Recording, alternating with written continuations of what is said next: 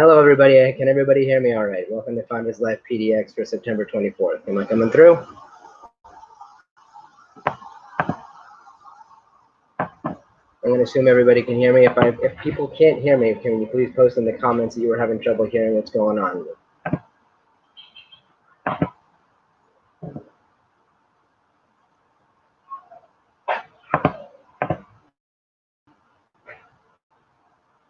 Can people hear me talking right now? I just want to confirm that we got that set up before I start taking us into the event.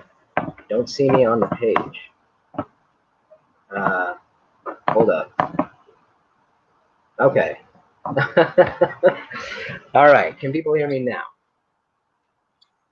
There we go. All right. Finally getting some response. People can hear me. Seems like it just took a second. That's just fine. As long as people can hear me now, that's what I needed to hear. Welcome, everybody, to Portland, to the PDX for Founders Live. Founders Live for PDX for September 24th. My name is Nate. I'm going to be running the event tonight. We're going to do a brief handoff with Josh here real quick because Josh is here tonight, but this is one of the last times he's going to be at least running the event with me. And then we're going to get into a little fun startup trivia about startups in general, about startups for Founders Live. We're going to talk a little bit about Founders Live and new stuff that's coming up for them over the next 6 months and what's going to be going on for PDX over the next few months. And then after that, we're going to get into some really great pitching companies. So Josh, if it's all right, I'd like to bring you on real quick and just do our handoff. Here I am. You're freezing a little bit. Can you hear me okay? Looking for a thumbs up from me before I bring you on to do that. I can hear you just fine. Am I coming through okay? Are we good? Just brought myself on. Yeah, I can hear you. Yeah, I can hear you just fine. You're good. Okay, cool. So, hi everyone. Great to see people on the stream here. Nate, awesome to see you running the show this evening. I think the big announcement is that, yeah, this will be my last event co-hosting, and Nate is now the man. So look forward to some great events coming up in the coming months, if not years. And yeah, I mean, it's the official handoff. Thanks. And I just want to say before we actually get into this, I can't thank you enough for everything that you've done. You're the one who brought me into this, not just in terms of taking on this role, but you really made me feel like a part of the community. And I think I speak for a lot of people when I say that. I think you've done such an amazing job of running such wonderful events. 4 months, if not years, that you've been doing this. I felt like it's been a really exciting focus point for startup and entrepreneurial energy in the city of Portland and really in the Pacific Northwest. I've been excited every time I've had an opportunity to show up. I think that this event, for somebody who's doing it for the first time for me, has been coming together surprisingly easy. And I think that's because of the wonderful work that you've done of building up a network of people that I can reach out to, that I can rely on, and because of how much work you did with me to make that handoff such a simple thing. So I just want to be clear, I really can't thank you enough for giving me this opportunity, but also for everything that you've done to make this such an exciting and awesome place to be. So everybody should absolutely thank Josh and let him know that how much they appreciate everything he's done for us, and I can't thank you. Thank you. I appreciate that. I really do. You were actually an instrumental part of those events for a long time, dating back to Cloudability. So I think the handoff was pretty obvious. I mean, when it came time to think, who could take over, you were one of the top people. So I'm so glad that it worked out. I'm glad that we're getting beyond the sort of tough transition of it, which is a little bit painful. But here we are. And I was very impressed because we were not talking for a couple of weeks because you were really, I'm guessing, wanting to take this on your own, right? And really just, grab the reins and run with it. And when I saw on the page 5 companies pitching tonight, that's very impressive. Because ever since the live events, it's been a bit tougher. Well, and again, that's because of the work you did. Yeah, well, great. Yeah, and that's because of the work you've done, like getting us here, like seriously. Like, and actually to that point, like that was the thing was, like on the one hand, yeah, I didn't want to have to come to you until I needed to, but at the same time, like I just didn't need to. Like it came together so well. Like I thought it was gonna be, I would need to pull people in, and when I told them, hey, let's do Founders Live, they're like, I absolutely want to do that. They knew what it was. They wanted to be a part of it. That's because of you.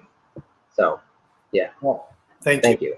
Very, very kind words. I appreciate it. I appreciate everything you've said. Well, I mean every one of them. So yeah, thank you, Josh. But yeah, if you want to step back so that you don't have to anymore, I'm ready to take it on if you're ready to go. All right, I'll step away for a bit. You let me know. Thanks. Yeah. Okay, everybody. So yeah, I'm excited to be here. I'm excited to be a part of this. I'm really excited about what Founders Live is. So to get us in the mood, I've got some just like fun, basic trivia questions about startups in general and also about Founders Live in particular. We're going to hear from one of our partners tonight, Rational Unicorn, when they have a chance to jump in. And then we're going to get into some pitches from some really exciting companies. So if you guys are ready to go, I'm going to ask some trivia questions. Some of them, there's going to be like the question will actually be on the board, but for most of the time, I'm just going to be asking it. And I'll post it in the chat. And if you think you know the answer, go ahead and chime in. And then, yeah, let's get some good questions here going. So the first question that I want to ask everybody is pretty straightforward. When was Founders Live launched in Portland? When did Founders Live PDX first start? What year?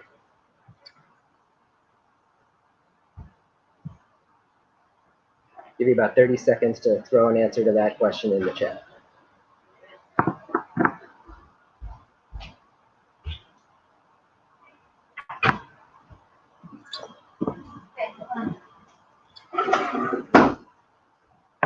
Starting to look like nobody knows, which is totally fine. And if nobody's Googling it, I respect you guys showing integrity and not just pretending that you knew the answer off the top of your head. Okay, so we got two. We got Jared with 2011 and we got Fatima with 2016. 5 more seconds here. All right, Fatima, you were the closest. It was actually 1 year later in 2017.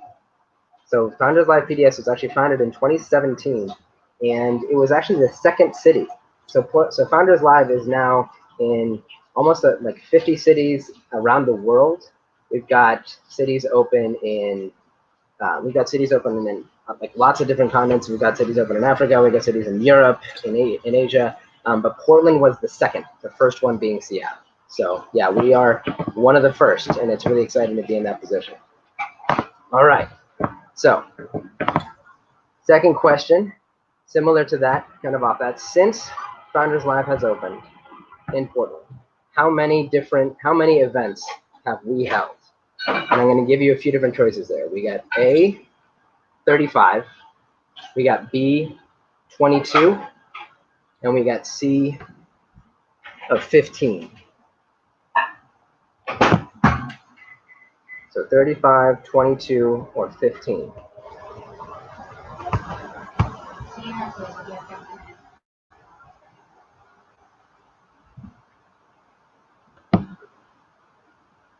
Also a good question. I would love to see that.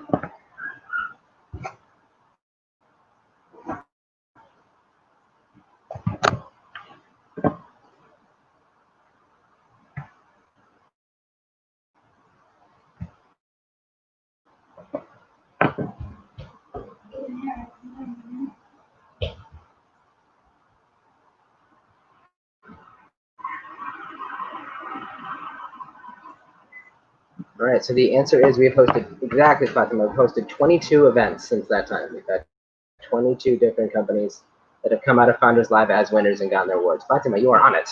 You're very close. You're doing very well on these answers. Okay, this one's more of a general knowledge question about startups in general. So I'm going to share my screen here for a second so you guys can see the question.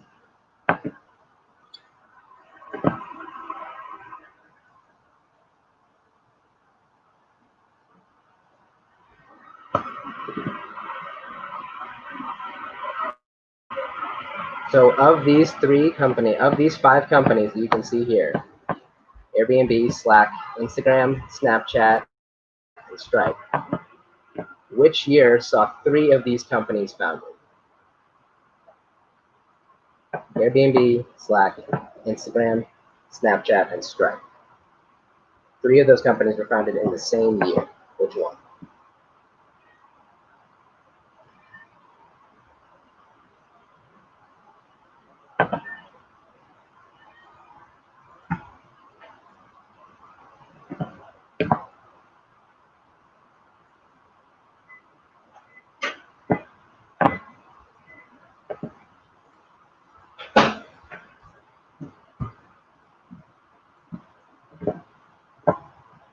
Anybody want to take a guess? All right, 3 of those companies were founded in 2010. It was a busy year that year. Ah, very close, Fatima. So good. Ah, nice. All right, and close to Anne. Very good. Yeah, founded in 2010. It was a busy year that year, which is crazy considering that it was just 2 years after one of the worst financial recessions we've experienced in this country.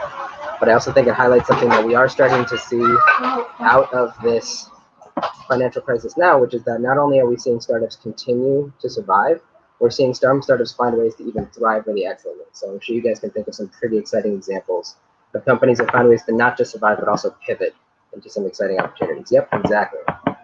Airbnb, Slack, and Stripe, all founded in 2010. Okay, so I mentioned that Founders Live is in cities all over the world. Can anybody name one of the African cities that Founders Live has an active chapter in right now? We are planning on opening a lot more. In fact, Nick has just done a global tour and he's planning on opening more cities. He's aiming for 100 cities. We're somewhere north of 50 right now, but he is looking to up that number. But can anybody name one of the African cities in which we have an active Founders Live chapter?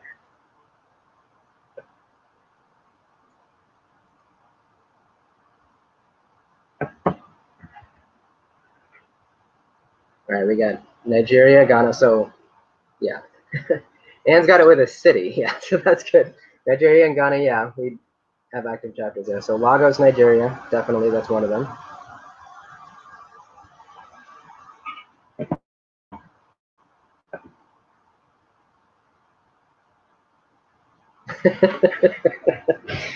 Yeah, and I'm also looking for Harare, Zimbabwe, is where we've got an active chapter right now. Okay, I'm waiting to see where one of our partners to come on so we can bring them on to chat about some stuff. Yeah, Tyler, definitely, yeah, Zimbabwe. In fact, I actually spoke to one of those guys just a few weeks ago. And yep, I know, it's really exciting. There's a lot of exciting stuff going on. With a lot of exciting stuff going on with startups in African countries right now. Nigeria is definitely one of the most popular ones, and South Africa is up there. But Zimbabwe is starting to see a lot of interesting traction and activity for sure. Okay.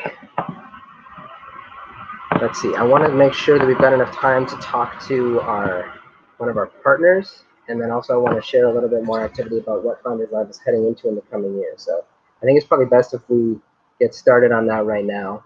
So while I wait for our partner to come on, so one of our partners from Rational Unicorn is going to come on. I guess that's actually one more question I do want to ask everybody.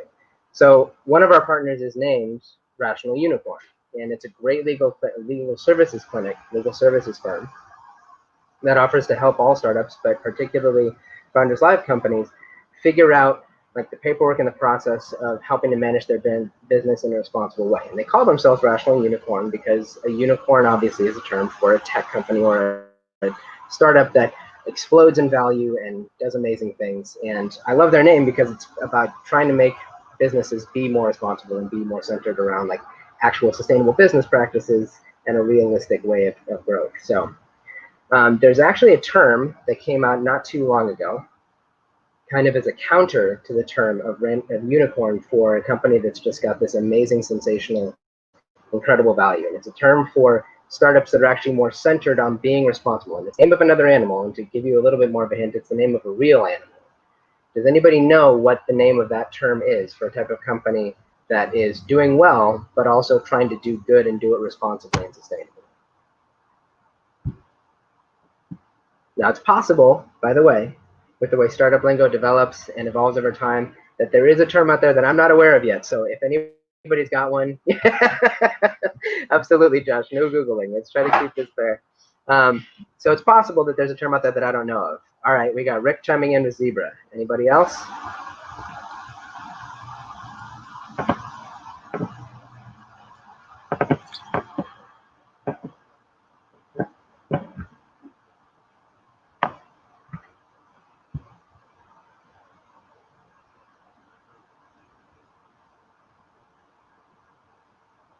All right, well, Rick, you were absolutely right with zebra. And quite frankly, if anybody was going to know that, it was going to be Rick.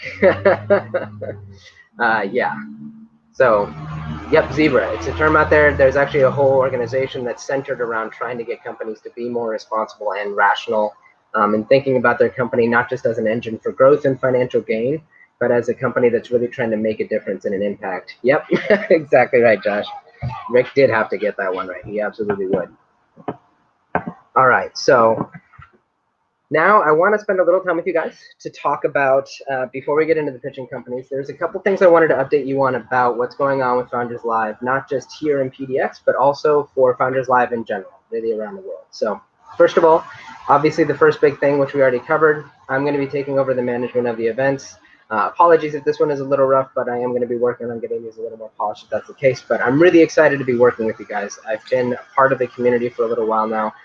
If you were going to the in-person events back when we were at the Gray Box office, it's possible that you may have seen me at some point using my phone on a tripod that Josh actually got a hold of for me, as well as like a battery plugged into my phone so I can make sure we had enough juice to record everything. So yeah, I've always been excited about what this community is about. I've enjoyed every opportunity to meet exciting people here, to see amazing companies. I mean, I've seen, you know, people well less than half my age get up there and make pitches about ideas that they have. I've seen hardware, I've seen liquor, I've seen amazing tech companies, I've seen social purpose companies. It's amazing, I think, the array of companies that we get out of the events that we host, out of the community that we're a part of, and that's just in Portland. So if you think about the fact that you've also got access to, you know, dozens of cities around the world, and shooting for 100 cities around the world that you're going to be part of in doing that, it's really great. On top of the events, I've also just been really touched and inspired by my relationship with Nick, who founded this whole thing. He's always really supportive. He's surprisingly engaged for somebody who has a global community to manage. So I really just can't think of a better organization centered around startups and the right principles that I would want to be a part of. So I feel really lucky to be here. So obviously we're making that transition where I'm going to be working on the events. In addition to that, the schedule is going to shift a little bit. So we have our event this month, and we are going to have another pitch competition coming up in November.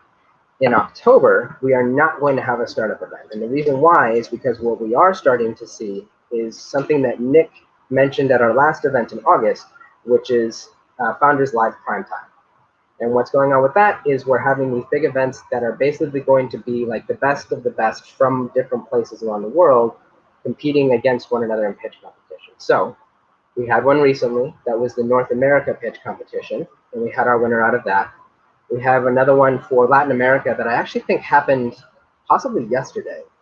And there should be one, I believe, for Europe coming up soon. And then we're going to have the World Championships, I believe, in December. So no event in October, or at least no pitch competition for us in October, no pitch competition in December. We are going to have another pitch competition of ours in November. We are already starting to line up pitchers for that.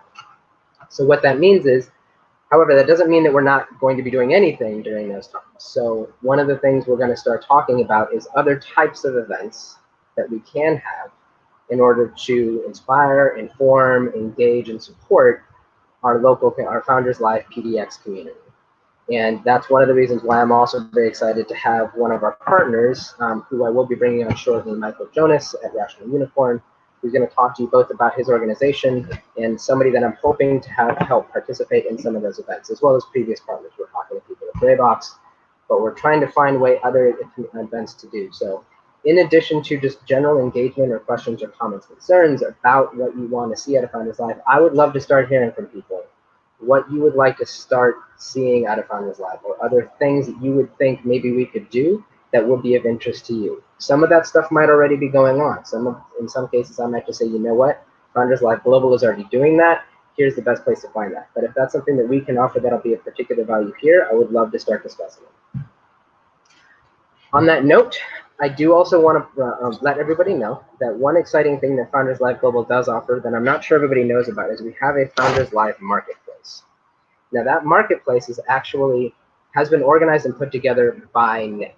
And what that marketplace is designed to offer is connecting Founders Live companies and whoever they know to a set of like preferred vendors. So you can go onto that marketplace and you can find a list of marketing companies. You can find a list of tech companies. You can find a list of sales companies. You can find companies to help you do what you need to do in order to get your startup going or to get your small business going. So if anybody doesn't know about that marketplace, hasn't heard about it before, or has questions about what it might be able to offer, I would absolutely go check that out. I think it's a really great marketplace. I think there's a lot of great companies on there. As far as I know, they're all companies that Nick has spoken to personally.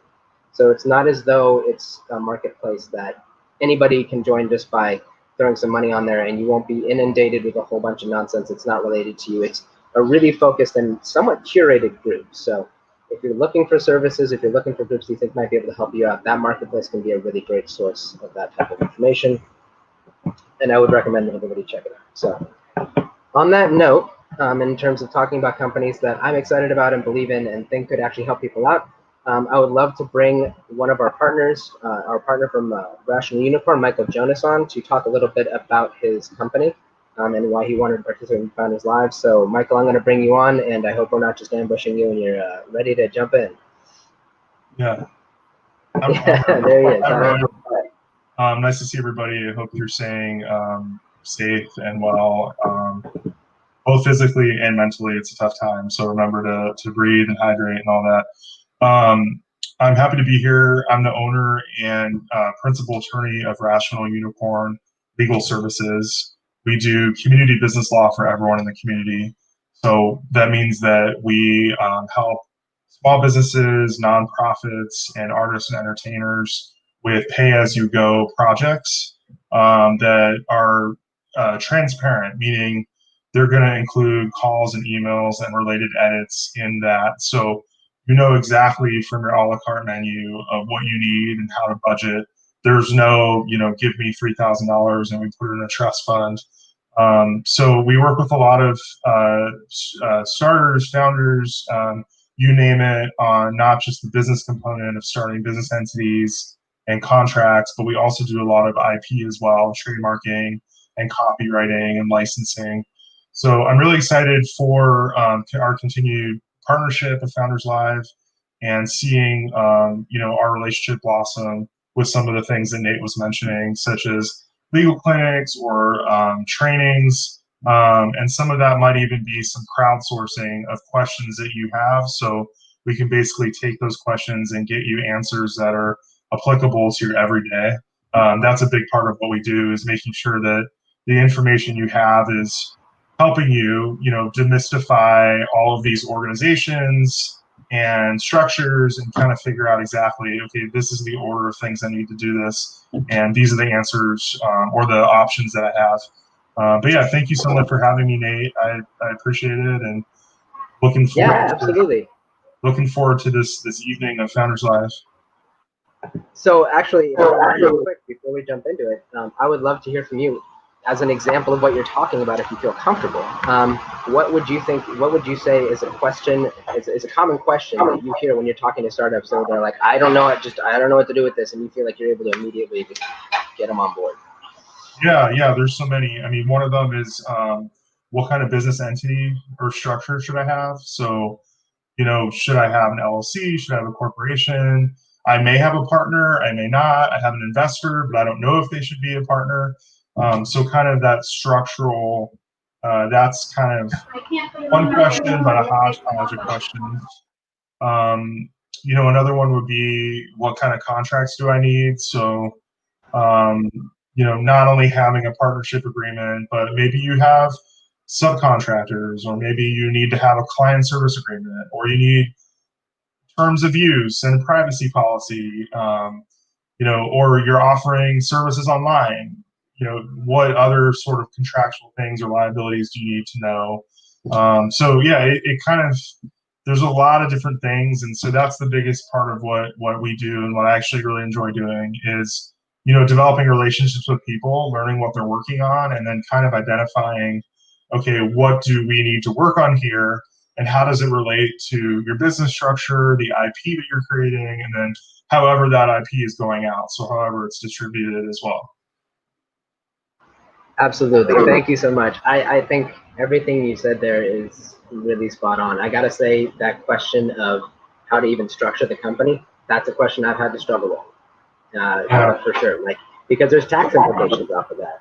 And there's implications for how other companies that you might work with perceive you. Like, I've had questions where I wasn't sure how to incorporate ourselves, and that put us in a position where companies were like, well, so wait, if I sign an NDA with you, what does that mean for that? And I don't even know. Like, I don't know, like, because there's different rules around, like, and does the structure of the company even have anything to do with that? And so helping somebody to help us navigate that has been very important. Perfect. One of the questions, you know, I don't want to talk too long because, you know, I could go on and on, but yeah, just one more minute. Just one more minute. What I was going to say is that the NDA question, you know, even with that, you're at this weird crossroads of you want to keep your information confidential, proprietary, but you also have to share, because how are you going to ever get investors if you don't share?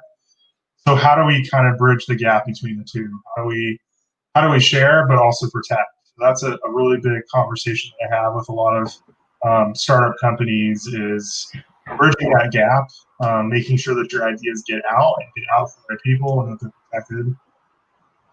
Yeah, very well said. And I really like that you demonstrated like the connection between like the conceptual issues there, but also just the practical problems. So yeah, awesome. Thank you so much, Michael. We're really excited to have be partnering with you, and I'm really excited to be working with you now and in the near future. So thank you so much for having me. Have a good rest of your night, you and everybody else, and everybody take care. Go and dance in the rain, and have a good rest of your night. Bye. Cheers. Okay, guys, we're coming up on 6 o'clock, so it is time to start pitching. So for anybody who is new or ready to go, what the deal is, we're going to have 5 companies. Each company is going to have 99 seconds to pitch, and then a couple of minutes of Q&A, and then that's it. After that, we are going to be sending out a link for everybody to vote for their favorite. At the end of the night, we tally up the votes. Whoever gets the most votes wins, and that's the one who gets the prizes, and also gets another extended period of Q&A at the end. And then after that, we'll have some Zoom networking. But we're about to get into it. Let's get to our first company now. Chris, I hope you are ready to go, because you are first, man. You ready to go, Chris? I am. All right, awesome. So I'm going to leave you to share your screen. Obviously, I'm ready for backup, but yeah, I'm going to hand it off to you, man. All right, 1 second. Yeah, and but remember, I'm timing you, so you got 99 seconds. I'm gonna say go. I'm gonna drop off, and then you get going. So let's get your. All right, we'll get your screen up here. There we go. Oh, there we go. All right, and I'm dropping off. You got 99 seconds starting. You counting me in, or? Yeah, go now. Go. All right, my bad. Okay, great. Hi, my name is Christopher Lawrence, and I'm the founder of Natural-Based Supplements. Today, the problem of too little sleep and the quest for more of it is a major issue. In America alone, over 150 million people struggle with getting uninterrupted sleep.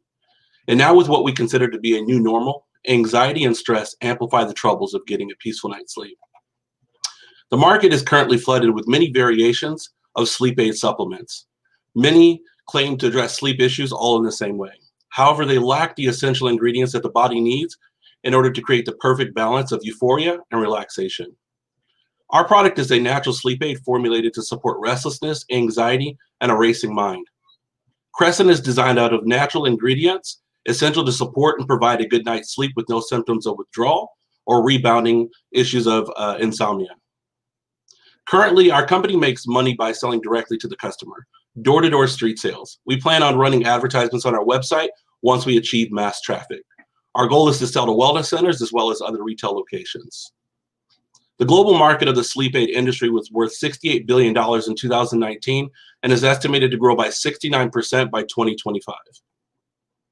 I have years of experience in the supplement industry and an advisor with extensive knowledge of supplement formulation as well as quality control.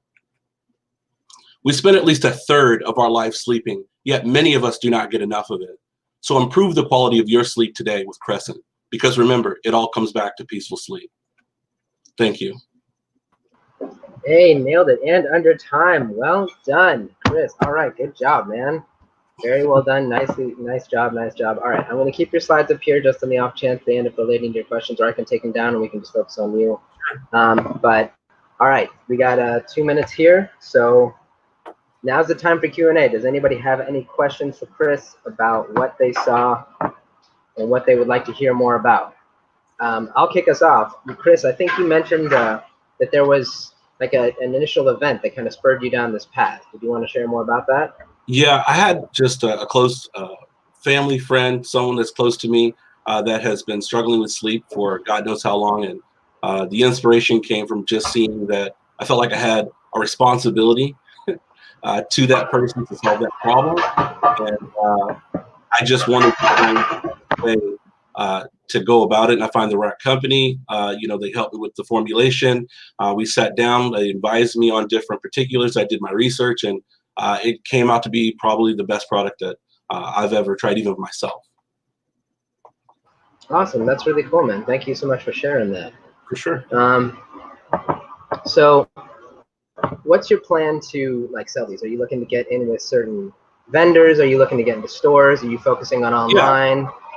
So it's a mix of both. Online, I think one of the biggest things we're doing online right now is preparing for Amazon. Being able to pitch here just allows me to create more visibility for the product. I have a website as well where people can actually visit there to look at that. We've created ads. We've got a marketing team that I'm working with directly to put me into a few pharmacies, some wellness centers, as well as I'm trying to build some relationships with people through RangeMe to enter Whole Foods and New Seasons right now, and just kind of stabilizing some relationships that way. At least that way I'll have a little bit more freedom. Awesome. Thanks. So first question is just why name it Crescent?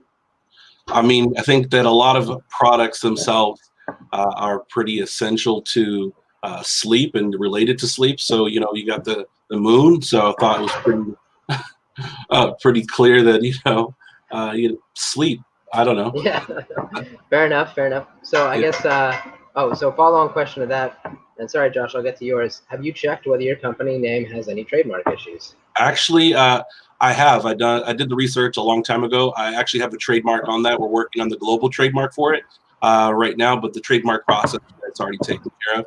And since you can't necessarily trademark the phrase, Crescent, supports natural sleep, I had to just trademark the specifics. But yeah, it's all taken care of. All right, we got time on one more question here. Who would you say is your biggest competitor? Right now,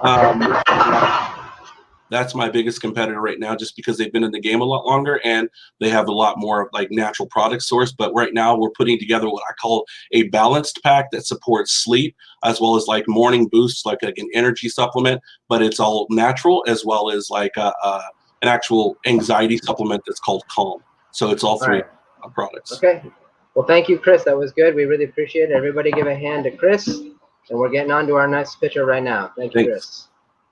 All right, so up next, we got Brian with How Dance. Brian, I hope you're ready to join us. Yep, I'm ready. All right, cool.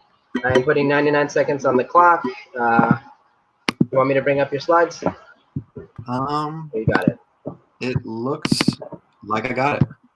All right, let's get those up. There we go. All right, I am jumping off. You got 99 seconds starting. Hello, my name is Brian Ott, and I'm the co-founder of How.Dance. So in early 2020, the COVID-19 pandemic hit, stopping all life as we know it, including live concerts. Now, since then, all concerts have been canceled or moved online. And of these concerts that have appeared online, they're not immersive. People are watching them more like they're watching TV instead of experiencing a true concert experience where you can hang out with your friends, meet new people, and truly experience the music. How.Dance solves this problem. We are a web platform that allows you to chat with friends, locals, and other people watching the same concert. We also are creating a hardware LED light system that goes in sync with the musician's music to bring the concert truly to your house so you can truly experience the music while being at your house. We also allow musicians to increase their revenue by selling tickets, merchandise, and much, much more. In 2019, 90% of people that attended concerts then have watched a live stream concert now. And of those people, 70% say they will continue to watch live stream concerts after the pandemic's over. Because of the pandemic, 90% of revenue has been lost in the live event industry in the year of 2020. Our business model works such that musicians can draw in fans who then draw in musicians. And this works such in a positive feedback loop that can continuously work, as well as us doing certain marketing things to add musicians, as well as to bring in more fans. We're currently taking a 20% commission on all ticket sales, as well as we take a 3% charge on sales of things such as merchandise. Thank you, and come experience music again with us. All right. Well, nice job, Brian. Well done. That was just a second over time, but that's all right. I wasn't unmuted, but good job. Thank you so much for that pitch. Does anybody have any questions that we want to get to Brian in front of How Dance?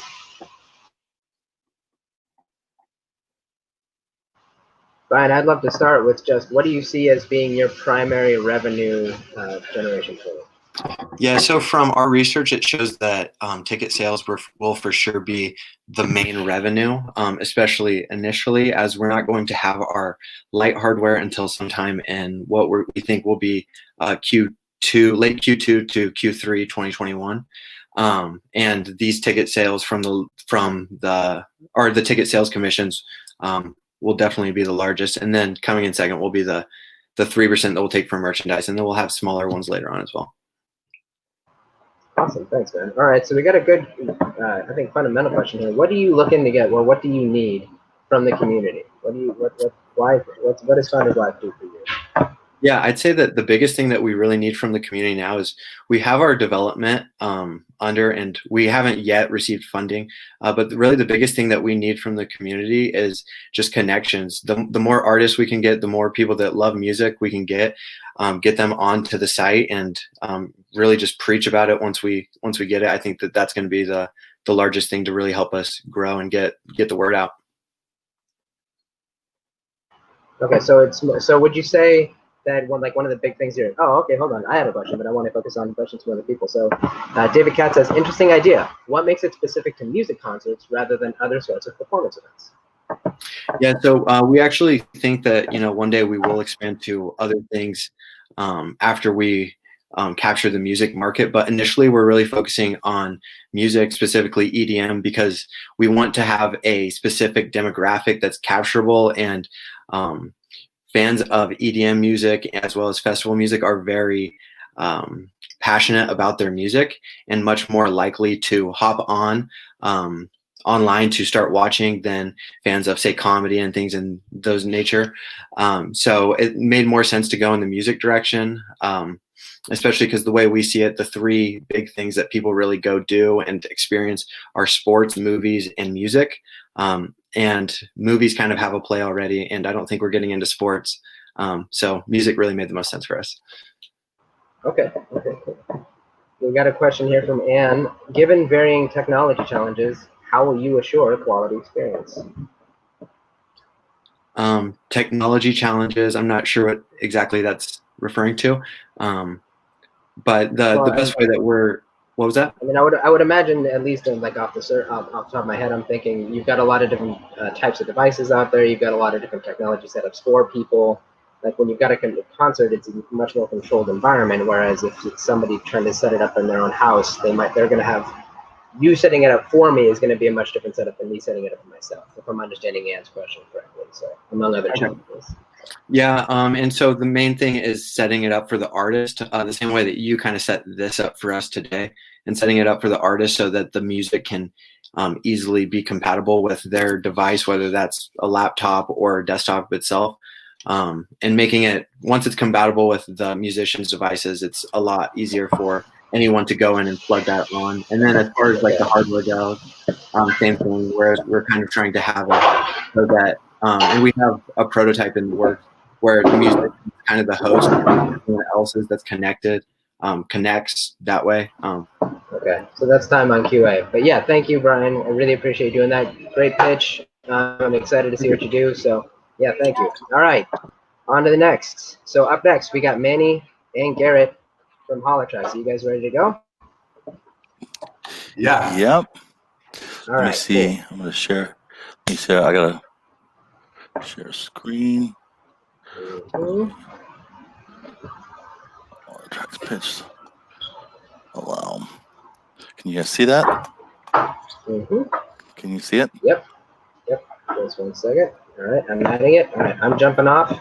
And we got 99 seconds. You guys ready to go? 99 seconds starting. Wait. Is it? Oh, Can you see? Wait, can you see it? Sorry. Yeah, I can see it, but it's not full screen. You want to make it full screen? It's not full screen, Yeah. is it? No. I did it. Let's just make sure the slides. Yeah, go ahead. Okay. Because start. Oh, there you go. Okay. Okay. You ready to go?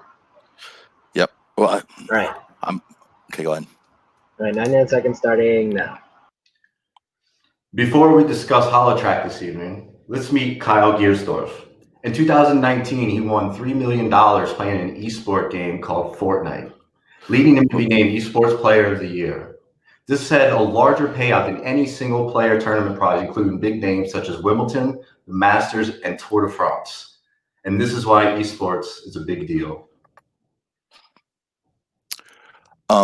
The esports market is where we're going to focus on HoloTracks, and that market could be broken down into two different segments: virtual reality video games and physical reality RC control devices. And we're going to bring those two together in an augmented gaming platform. And to do that, our product is going to consist of a camera module and a control intercept module for any standard RC device.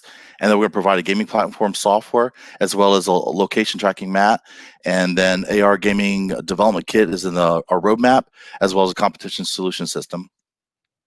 Our target customers are video gamers who want more realism and immersion experiences. Pause real quick. I'm really sorry to interrupt, but it looks like your slides aren't changing. Oh, they aren't? Nope. That's what. Okay. There we go. Yeah. Wow. So when I shared it. All right, so I'll put a little time back up on the Yeah. clock, but, yeah. So wait. Let me just make sure I can change the slide. Oh wow. Okay. When I went to play it, it didn't go through. Okay. Sorry. Gotcha. All right. Okay. So That's okay. So all right. Okay. So don't restart, but we'll put some time back up there for you guys. Okay. All right, you ready to go? Are we starting over again or no? No, keep going. Okay. So we're not gonna start over. We're gonna put some time. Okay. All right. Oh, sorry. So go ahead. Our product gaming platform.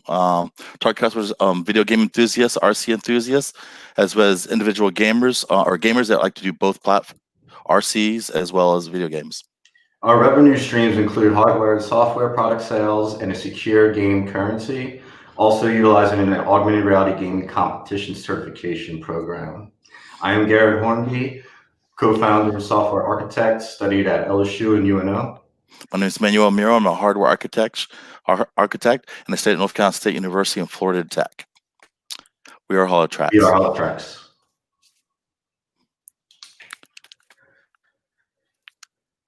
All right, awesome, nice guys. I mean, even with the speed bumps, you guys, I think, did a good job of really explaining what you do and why it's an exciting opportunity. I think it sounds really cool, actually. I'd love to. Yeah. So, does anybody have any questions for HoloTracks? I definitely have one. So, I mean, this seems like the sort of thing where once it's built, like it's like the toy that people want to have at Christmas. Is that the idea? Yeah, I think it isn't even really a toy for Christmas, though. I think there's a couple of people in our tangent market that has that. It's going to be more of more of competing against DRL, essentially, Drone Racing League. Yeah, a more competitive platform, like a premium high end. It's not going to be a novelty or a toy. Okay, well, no, I didn't mean it like it was going to be a cheap novelty. I think it's going to be a solid, well-designed product. Yeah. But I understand. Yeah. Okay, I hear what you're saying. All right. So, yeah, I would love to hear more about like the target market then. So you're doing the Drone Racing League, and I get that group. So how do you reach them?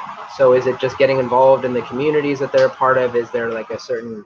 Because I think I don't know enough about that target market. Sure. If I wanted to reach those guys, is it like getting onto ESPN? Do they have it there? Like, where do they have that? And how would you get Well, it's definitely bigger in Italy and Europe as a whole than it is the United States currently, and that's competitive RC.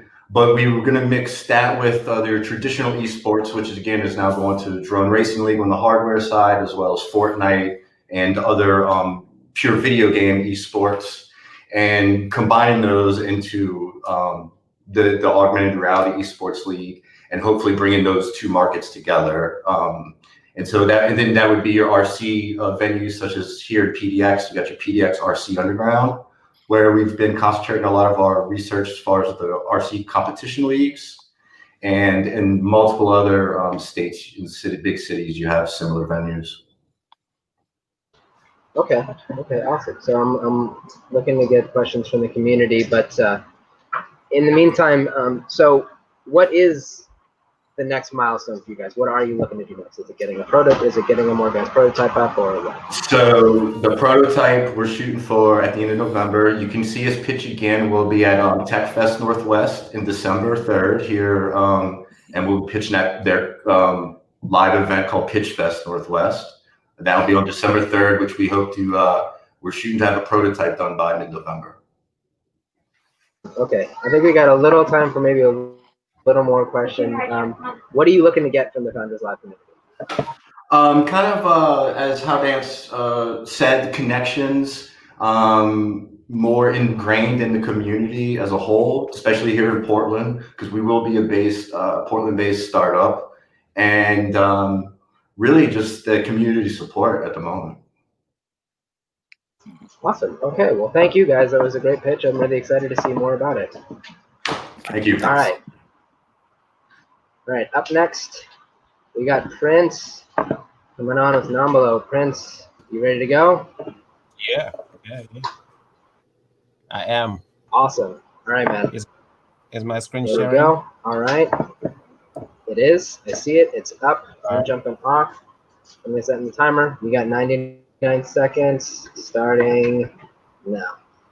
My name is Prince, and I'm the CEO and founder of Nombolo. Nombolo means numbers in Zulu and Xhosa. We have built an experiential-based content sharing application that helps users discover and engage with the world through geo-positioned videos and requests. On the 12th of September 2020, we launched our open beta, and our daily usage keeps going up, and more people are signing up. Every time we need to know something, the first thing we do is search for it on Google. Google is great, but does not always give current information, especially information you need for a specific event at a certain time. Google won't tell me if there's currently a basketball pickup game going on. Neither will the other social platforms unless I am following somebody on those. Nombolo won't only give me that information, it will show it to you. Asking the community about local events like pickup games. Nombolo users have been sharing content about the pandemic, places, restaurants that are open, parks, fires, and so on. It has been great to see. Many people have smartphones, and it's our goal to tap into that industry of billions of users, get them to use Nombolo on a daily basis, sharing, discovering, asking, and getting answers to their queries. My team is somewhat of a powerhouse with founders that have had successful exits. Matt is also an investor who exited from a company he built and was acquisitioned for $1.9 billion. I am learning a lot along the way. So in summary, we are growing daily. We are validated. You can get our app on our website, www.nombolo.com. And yeah, thank you. And these are our social media platforms that you can find us on and follow us. Thanks. Well done. Nailed it at 99 seconds, almost exactly. Great job, Prince. Thank you so much. That sounds really exciting and fun. I got to say, before we get into questions, I think it's really great that you're doing this because, not that I'm not excited about what the other companies people are doing, but I like that focus on like building of the community and finding opportunities to help people find more opportunities to engage there. So anyway, does anybody have any questions for Prince and Nombolo?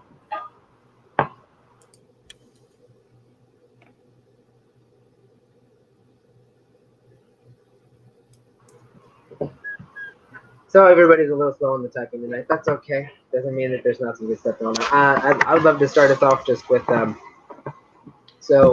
oh yeah, I guess yeah. Let's start there. Josh, great question. How can we help? What are you looking for from the community? We're trying to get more users to test our platform. Right now, we're open beta, like I said on the presentation. So we just want more users as we iron out these kinks, just to get more users using our platform. And we are trying to partner up with a few local businesses just to get some information curated on there. So local businesses, some users for us, that'll be great. Awesome. Thank you. The usual, we need money stuff, but Of course, everybody could use that. That's always helpful. I would love to hear a little bit more about what you see as being your primary revenue generation. Yeah, so we have, like I just mentioned, the local businesses that we are working on. It might be sort of like a Yelp model that we incorporate later on. So we just want to first, our revenue stream will really come out when we have gotten a lot of traction. So we want to get a lot of traction with users using our app, and then we get that critical mass also, then we can kind of figure out what directions to go. But for now, we are thinking about ad revenue, of course. That's the one that most people use, but we've been talking with our advisors and investors on that. And then the local Yelp type of approach where we get people posting on our platform for their businesses and getting people over there. So yeah. Next question we got here, what are your expectations for growth and how do you plan on achieving it? Yeah, marketing. And so right now we are showing a small growth with very minimal social media outreach. So when we start actually spending dollars on our marketing, I mean, we're gonna go onto all avenues. I'm in a few groups right now where as soon as we can clear these kinks that we have, that we're just gonna load the thousands of people that we can put on the app and then see how it works. So yeah, we have a few people waiting, so we're excited to get them on there. Yeah. Awesome. Josh, I am not going to ask him to play something on the keyboard, but definitely if we get an opportunity, that sounds like something really fun to get into.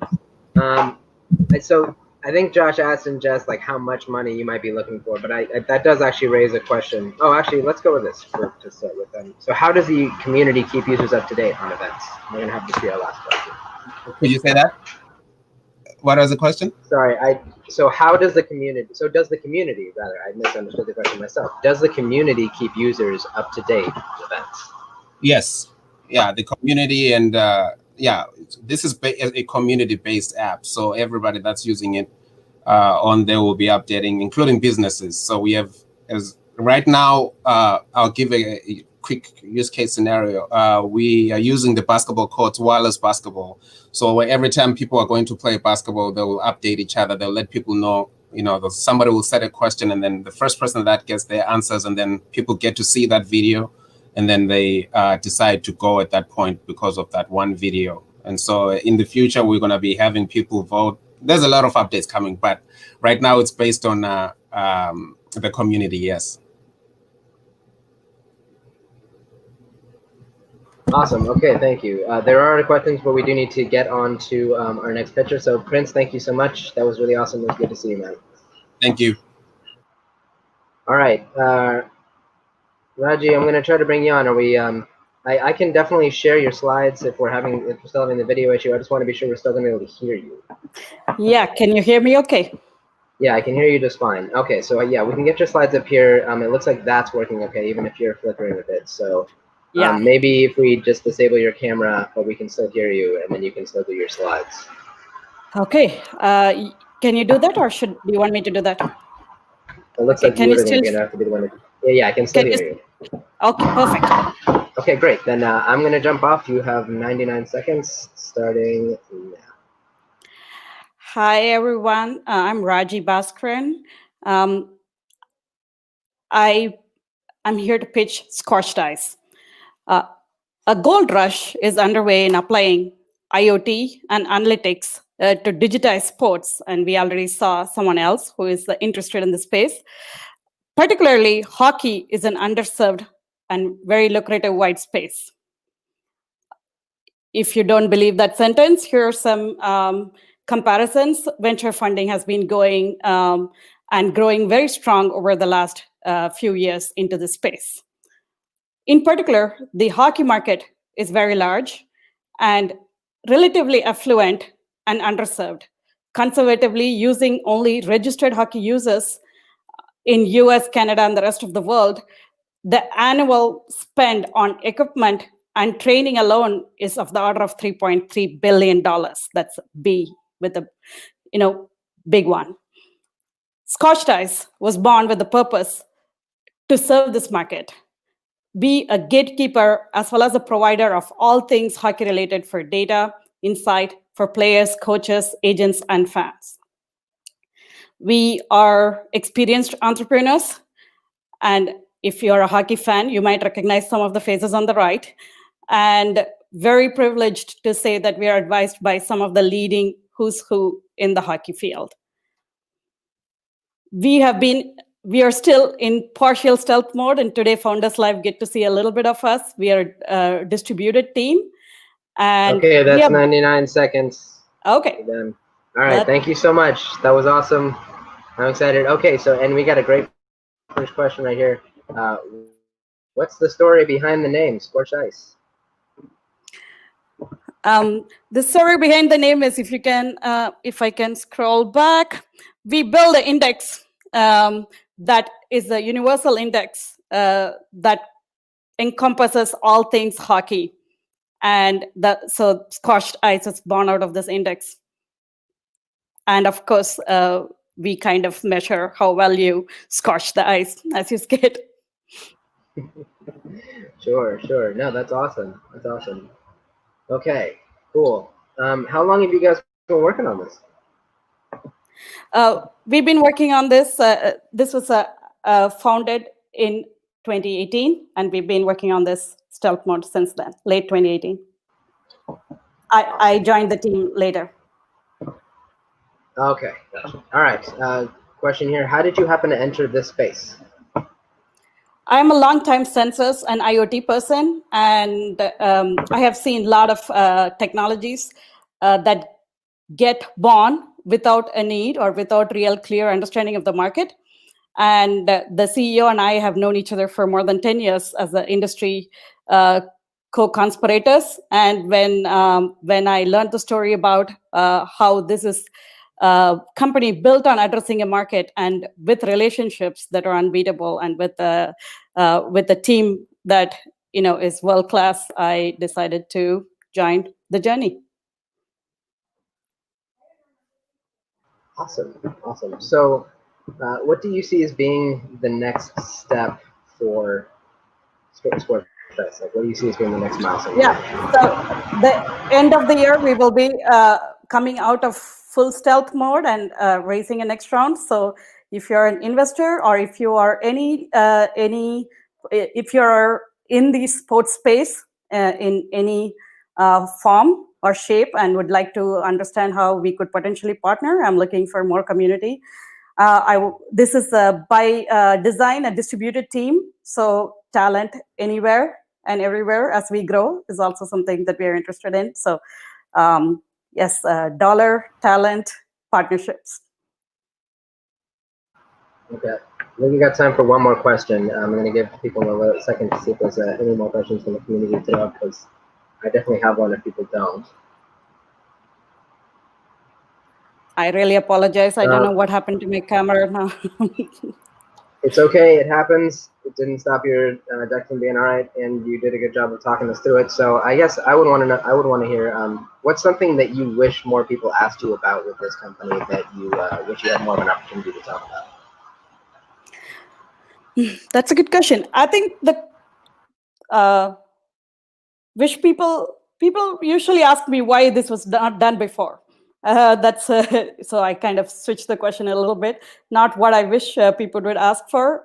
I think people ask for is really the foundation story, the formation story, and what I wish people would ask for is how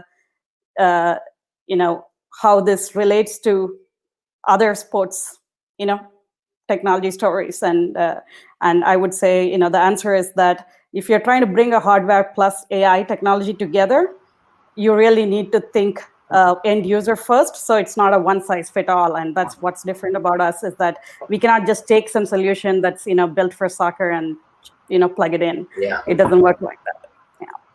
Okay, awesome. Well, thank you so much. That's time on the QA. So thank you so much, Raji. It was really great to see that and learn more about what Scorched Ice is doing. Thank you. Okay, everybody. So now we're going to get into the voting portion of the evening, and I'm going to need to ask for a little bit of understanding here. So there was a new voting link system that we were going to test out tonight, but it looks like that voting link isn't working. So I'm trying to figure out what my best workaround on that is, and quite frankly, I think what we're going to have to do, if everybody's up for trying it out, it's pretty basic. I would love for you to pick one of the 5 companies that we've seen tonight, which is Scorched Ice, Hollow Tracks, Numbolo, How Dance, and Natural Base Supplements. I'd like you to pick one, and I would like you to send that choice to the email that I'm going to put in the chat. And we're going to put, and then we're going to take a bit of a break. Everybody can go get some water, use the bathroom if they need to, and then when we come back in a little bit, I'm going to, we'll announce the winner, and then we'll have a longer Q&A period with that person. So I'm going to put an email in the chat, and oh, Josh, what's up? Thought I'd join you and keep you company a little bit. Support you. I appreciate that. Yeah, I am sorry about the workaround. No, I like that. We are going to have a new voting system that's going to be better, but yeah. When you were saying that, I thought you wanted people to text you, but email is a good route as well. You know. I mean, if people want my number, that's fine, but it felt a little odd, so I thought email would be better. Sure, yeah. That's fine. No, that works. All right, so yeah, if everybody could take a second. I want to say great job to you and to all 5 companies. There was a lot of variety once again. People did really well, and it's just exciting to see the ongoing variety of what people are thinking about and doing out there. And I gotta say, for all you guys who are doing startups and sticking with your dreams, you know, you're not letting the pandemic get in your way. And that shows the awesomeness of, you know, what we can do as human beings, really, that we can rise to the occasion and not let anything stop us. And good for you guys. It's been a pleasure to see you all. So congratulations. Yeah, thank you, Josh, and well said. First of all, it's always great to have you up here. I appreciate the company, but yeah, I was thinking the same thing. One of the things that like consistently impresses me is that like I can easily sit there and be like, man, I'm not a great idea person, and then I go to one of these events and it's like, man, that's awesome. Like I never would have thought of that. Like I never would have thought of like just about any of the things that people have here tonight, and that's not because they're bad ideas. It's just because there's just so much cool stuff out there to do, and you just have to have, I mean, there's an interesting alchemy that goes on there, you know, where it's like having the right motivation, having the right experience, feeling like some people they got a problem to solve, some people they feel like it's this exciting opportunity they got to seize, whatever it is. But I love, just like you said, I love seeing that play out. I love seeing. I really think that what Founders Live does in general, and I would invite anyone who's in all 24 of you in attendance right now to go to these global events, to try out Boston, and Boston had theirs before ours tonight. Buenos Aires was on yesterday. There's London. I mean, there's so many cities. There's so much you can do now that you're online. But if you're ever feeling down about what you're doing in your company, your business, whatever you're involved in, go check out these Founders Live events, because you'll be inspired. You'll see what others are doing in spite of the odds, and you'll go, "Oh, I could do that too." You know, I could, you know, just give my idea or put myself into whatever it is I'm doing in a way that perhaps you're thinking you can't. You know, we have that tendency to want to give up, right, at times. And so I think these events, these companies help to inspire us. They really do. You know, Josh, if you don't mind, I'd actually love to ask you, what's something that like, what drew you to Founders Live in the first place, and what did you find that you enjoyed the most about doing this? Yeah, that's a good question. I'm also trying Sorry to put you on the spot. No. I actually I've had to answer that. So Nick Hughes was actually very cool in putting me on his audio and video podcast versions that he has. And that question would come up, right? I would be interviewed as both the Zenergy Films guy who's done the video for Founders Live, but also the city leader, right? I had these two hats. And my answer to that is that it was a number of things for me. There's no there's no one answer. One of them was, I just sent you the email, by the way. One of them was, I've always loved organizing and putting events and things together, shoots together. So that was one of the reasons. Organizing just appeals to me. Another was that back in the day, I mean, it's funny to say it this way, but back in the day, you know, doing these live events, I'd have to get in front of crowds, and I would be nervous. You know, it's a little nerve-wracking. You might have felt the nerves tonight, even online. And so the Founders Live PDX, running the events, was a way to face that fear, face being in front of the crowd, feeling dumb, feeling like I might have to recover from time to time, and you just do. You just have to. Another was meeting some great people. I've met a lot of great folks that I really miss seeing in person. And even though we're trying online, and some of them I see joining the events, I miss all you guys. You know, what can I say? You know, the live event was cool on many levels, right? The food, the drink, the people, the music. I don't want to undermine what we're doing now, because this format is the best we can do right now. And so we're keeping the spirit alive. Typically we have that musical act, typically the first half hour. The pitches are always amazing. The second hour tonight was amazing. And then we have the networking to look forward to. So, you know, so that was part of wanting to do it, because, you know, you get to have a lot of fun. And someday soon enough, we'll have these live events back. We'll have them back. Not sure when, but we'll have them back. And so I think those are three of the top reasons why, you know, I felt it. So let me turn the question around and say, what drew you to want to take over, right? Yeah, well, I mean, you know, honestly, and I hope this doesn't turn into too much of like an emotional thing, but it was the fact that you talked about nerves. You talked about feeling unsure of yourself, wandering into new space, and also then just like standing up in front of it. And like that's something that I've always wanted to like practice and get better at. But I feel like I remember showing up and meeting you the first time, and the way and the way that you were just like very welcoming, and the way that you were the guy who was in charge of the event. You were running the event. You knew probably everybody there, and had put together this thing that I was just like, I can't believe this type of thing is going on in my community. But yeah. you were very easy to talk to. You're very relatable. You were very welcoming, and you also immediately were like offering me opportunities to get involved and help out. So like your just like personality and way you have of engaging with people who show up at these events was honestly a big part of it. So, and I hope you understand that. But and then yeah, just seeing the community that type of energy creates, because I'm a big believer that like if you look at a company, if you look at an organization, that you know, it is a sum of the people who are a part of it, but it is also very much a product of the leadership that's kind of determining the attitude and the principles of the whole thing. And right. I felt like by being who you were and by running those events the way you did, you created this space that was simultaneously something that was producing something very cool, producing something that was like well put together and had some great companies, and was developing a community that actually had some real power behind it, but was also a comfortable space to make mistakes, to push yourself, to try new things. I don't think that's easy to do.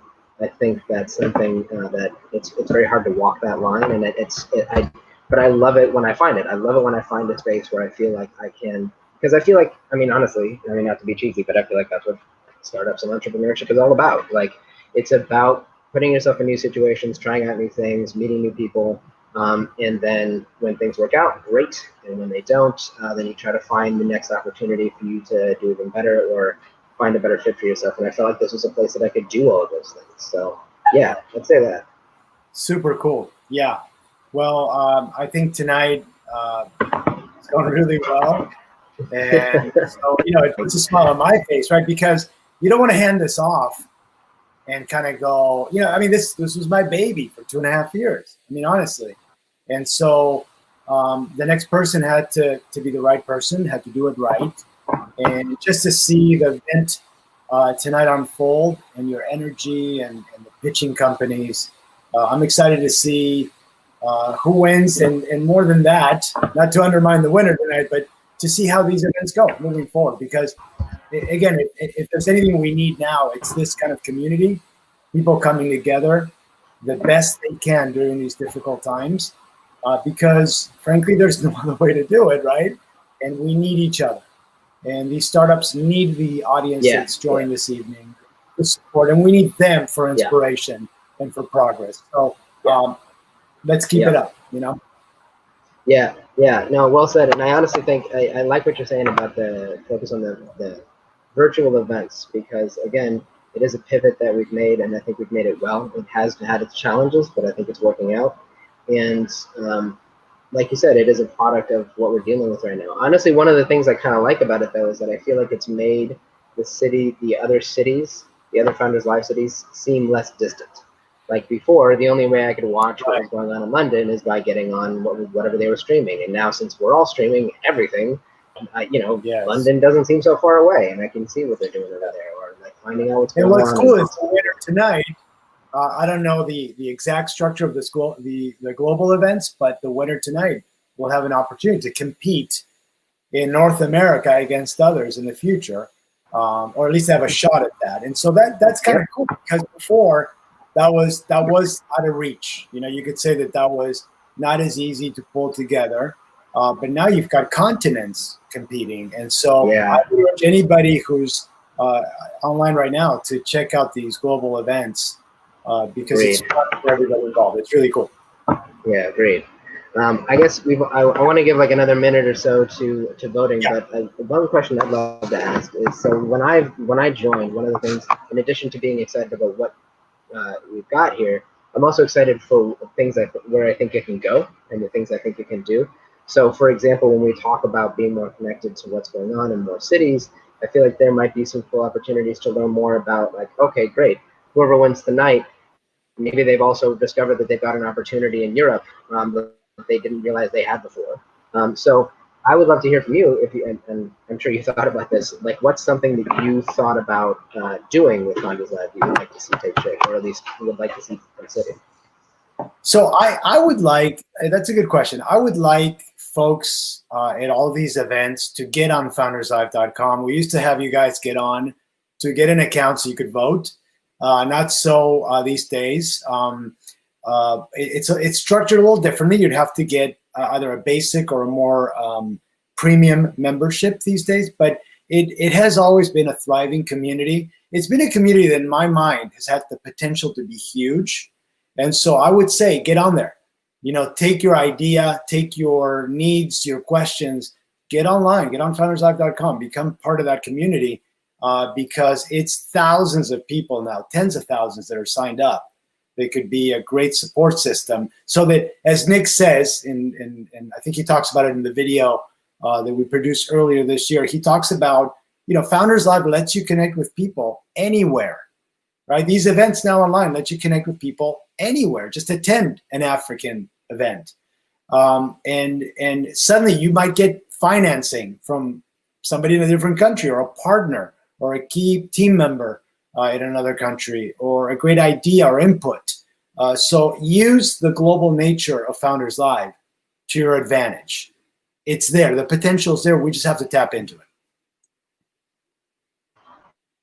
Awesome. I think that's really well said. Thank you, Josh. I think that's really exciting, and I hope that I can be a part of helping make that a reality. So thank you. Yeah, no, absolutely. All right. You're on your way. It's been a little over 10 minutes. That's usually about how much time we give to voting, right?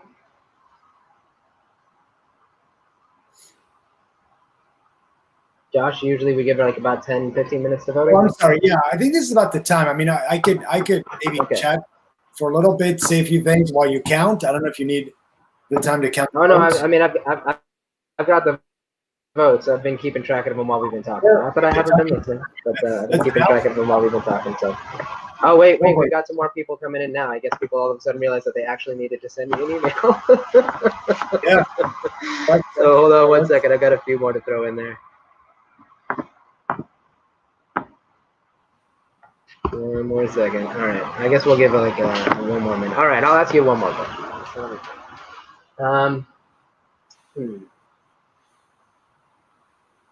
I'll ask you a question. Yeah. Okay. Yeah. So, how do you think these events could go even better? What are some thoughts you're having around making these more exciting, getting a bigger crowd, getting people more involved? What are some thoughts around that? I think the pitching part it works really well. I think once you've got the companies in and you know who you're doing it with, I think that works well. I've considered the idea that maybe of having like clusters show up of different types of companies centered around a certain thing, but I also feel like there's a certain value in having it just be a mix, no matter of whoever is ready to go and wants to get up there. So I don't want to mess with something just be out of some idea that maybe that would improve things. And I honestly feel like there's networks that do that and maybe it doesn't work out that way. So I would like to start building more of a connection. I think you really touched on something that I would really like to see, which is I'd like to start building more connections between Founders Life PDX and those other communities. So for example, I'm talking to Michael Jonas at Rational Unicorn, and we're talking about like, okay, so we're not doing a pitching competition next month. What are we doing? We're talking about doing a legal clinic. And I think there's opportunities to do that, not just to have conversations like that, not just with him, but with other partners. So for example, I know the people at Graybox have a lot of practice giving talks about things that are in their service space. So I would love to sit down with one of their developers or somebody that's on their business development team and learn more about what they've seen. Trying to work with startups, challenges they've seen them overcome, and what they see as being like their value add to the community. And I would also like to have other companies that are, in Europe, that are in Africa, that are around the United States, that are in South America, that are in Southeast Asia, to have them, to maybe have some of them come every once in a while and talk about what's going on and what they would like to be, what's exciting about out there, because I think it's easy to not know.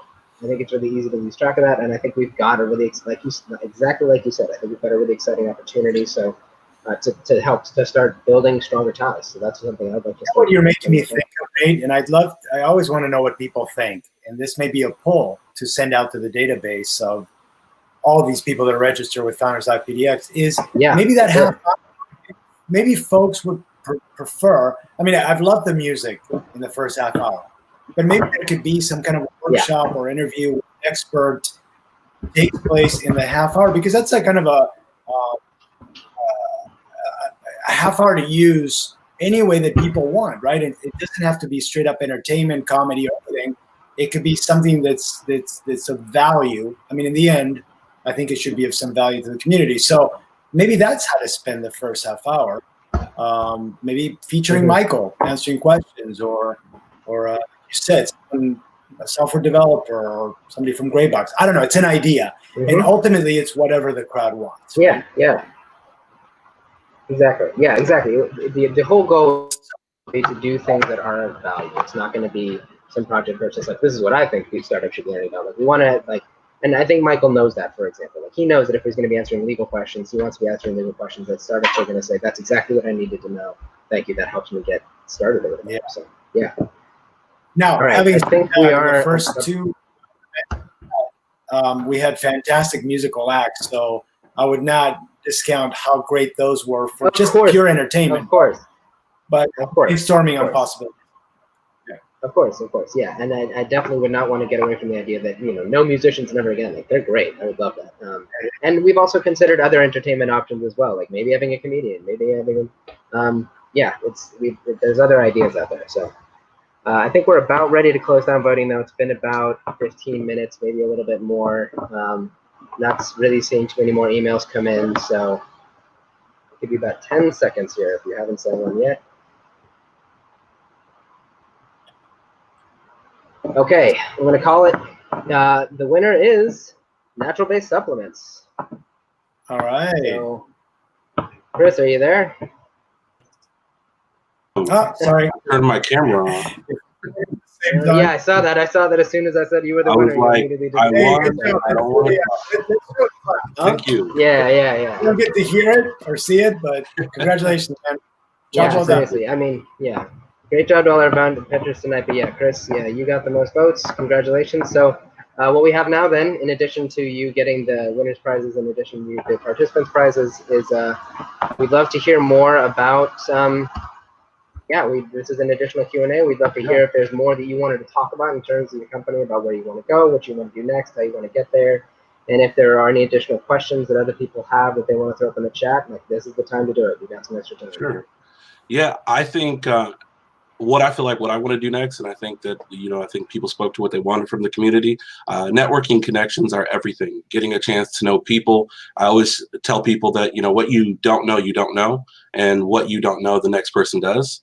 So that's why I wanted to be a part of this and have an opportunity to connect with people. People say, what do you need? Investment.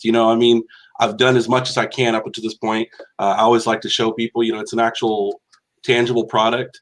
It's all in the legwork of talking to people and getting out there, but is more opportunities I can to go into more production, to continue to grow the brand. That's really where I want to go. So definitely, you asked me, Josh, what my biggest competitors were. Nested Naturals, they just showcase a great, product and a great model, and I just want to do the same.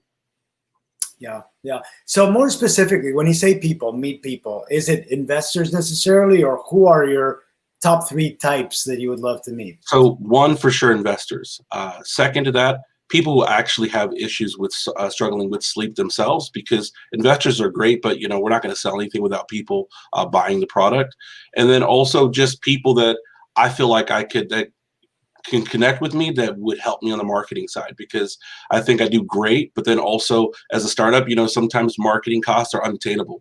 That's an issue, right? You don't necessarily want to turn down good business, and you pay for what you get. So you want quality, but you don't have the dollars rolling in just yet.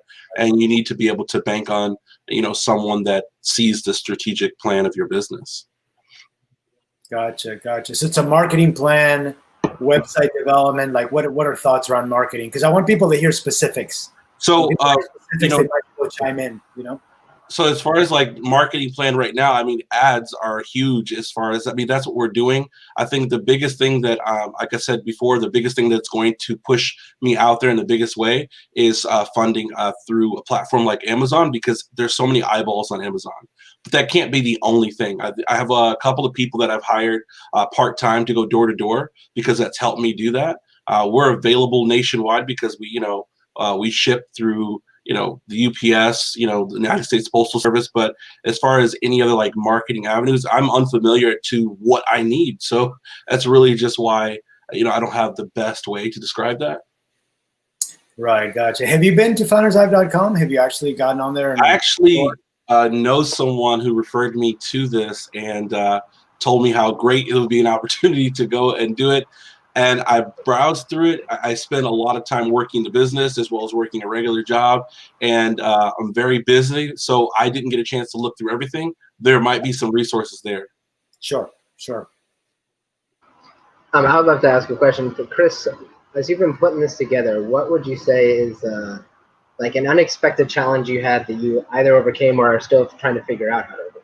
What challenge I came to find as a hurdle was regulatory issues and trademarks, and the complexity of trying to get that in place, hiring an attorney, reading through like a 600-page book on regulatory issues to talk about how nutritional facts need to go on the back of your actual product. Oh, it's a book. So I actually did that in 4 days.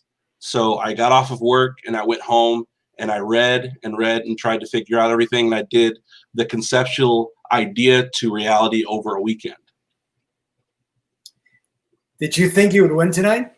I didn't. What did you think before the pitches, and how did you feel after the pitches? 100%. I think a lot of the people who pitched tonight did a great job in being able to present what they had available. I think that after I did the pitch, I was glad that I went first because I know what it's like to, be waiting for your turn and not knowing when to jump in. So I think with what they were given, they did a great job. Yeah. Well, I've heard, I don't know what the exact statistics are or success rate, but being first or last are key moments to pitch. So if you're first, you went first. People remember. Right. I think that if you're last, you're top of mind. So a lot of folks really vie for the first or last positions. Right. But I don't mind going first. I used to preach for a living, so I think that being able to speak in front of people can be intimidating still. Don't get me wrong. I was just excited. Go ahead. I kind of a specific question. It's okay if we don't really want to get into it, but would you say that your next step for growth is going to be, or like, if you had to focus on like growing your product line versus like taking the sleep supplement, refining that, and then just like pushing hard on that, what do you see as being something you're thinking about doing next? 100% pushing the sleep supplement. I think that because of what it's done tractionally, like over the last few years, I know that it's a necessity. And just like in my pitch, I think that what's been brought out a lot more these days is people have a lot more unrest. And because of that, they're searching for different ways in order to create balance in their lives. And they're not necessarily looking for drugs to supplement that, but they're looking for natural ways to create better habits. And since it's not habit forming and it's a great solution, trying it puts you in a better place of comfort. And I think that is 100% where I'm going. Awesome. I really like that focus. I feel like you got good principles behind what you're doing. And I think that's really important. So it's nice to see that. I have a last question. Chris, where are you? It looks very mysterious. What's behind you? What's going on? I have a sheet up. This is my house. I'm in my living room. I wanted to not have any distractions. So it's that happened.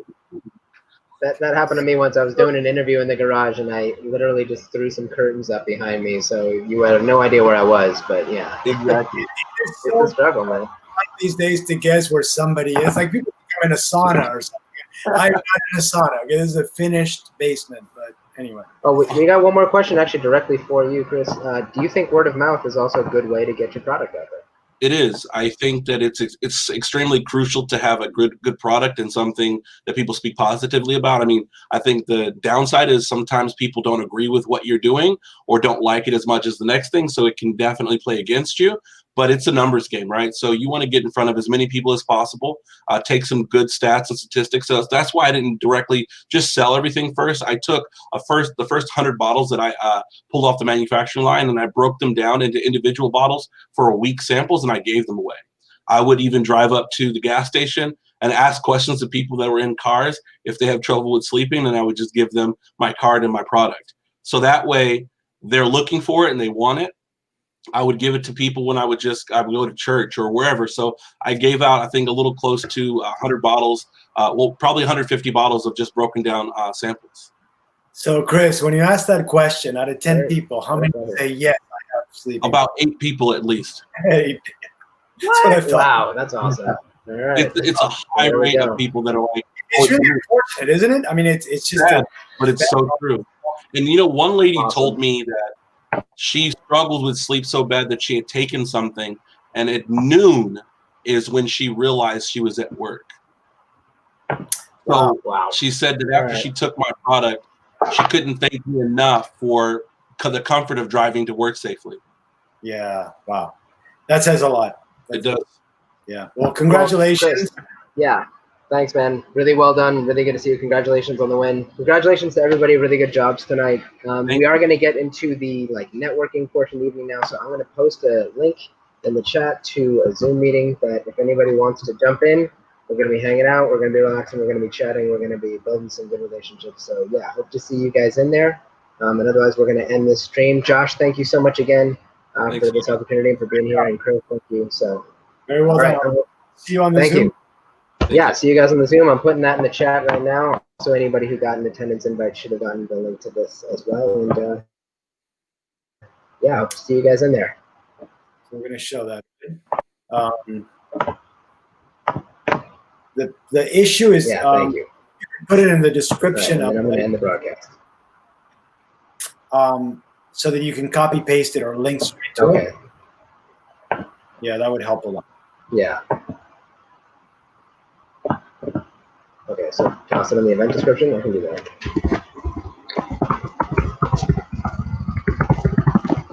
And they should have it in an email that went out around 5 earlier for in case they want to hear too. So yeah, it's in the event description.